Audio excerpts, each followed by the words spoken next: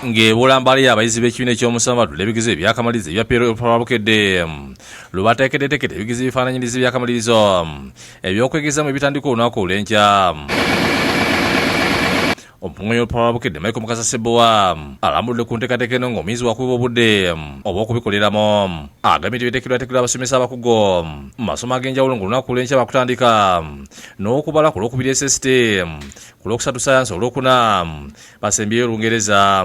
Ebibuuzo bino bitegekebwa abasomesa abo nga bwe mbagambye abalungi ddala naye nga beesigamya ku nteekateeka y'ekitongole ekivunaanyizibwa ku bisomesebwa mu ggwanga ate era nga bafuba nnyo okulaba nga beetegereza enteekateeka ya UNEB ne baleeta ebibuuzo nga ddala bya mutindo gwa waggulu.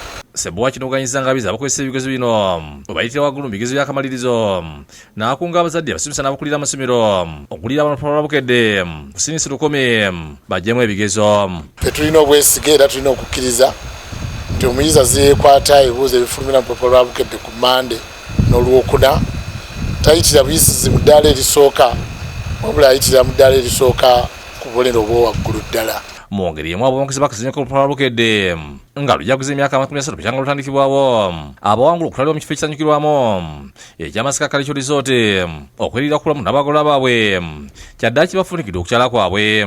Bano bamaze ennaku 3 nga banyumirwa obulamu mu kifo kino nga bawerekerwako Godfrey Kigobero kosamyeko akulira ebyevulu Vision Group Kennedy Mota. Bano banyumiddwa obulamu obwa buli kika. Akawungezi k'eggulu lwavudde ku kyemisana ne beekubira eddubi nga banyumirwa ku muziki. Abakulira ekifo kino nga bakulembeddwa Mase Ssemakula kitunzi w'ekifo babateekedde ekijjulo kibaliridde ku misubba wani Talazi Balone. Kalunaiti ogirabye? Ekyo mashina. Bajja bakedde ogwawulwa ekyenkya era olumaliza ne basiibulwa. Bano mukuwaya mune Bukedde TV asibye ebirungi Bukedde yebatuusizaako. Tugenda naye twadde tukyagala osigala. Kirungi nnyo kino kawoyokeeko. Tubazze enteekateeka za Bukedde tuteekako wano eno mu Masaka Cultural Resort. Tusanyuse nnyo, tusanyukidde ddala. Obutuufu tulidde tunywedde obutuufu zeseegoma nakuddayo mbadde nkyayagala naye munnaye kaseera ndowooza tugende naye nga tweyanziza ababi n'abawuliriza n'abasoma Bukedde mweyongere munnaye guno omukisa naffe tugufunyeeko.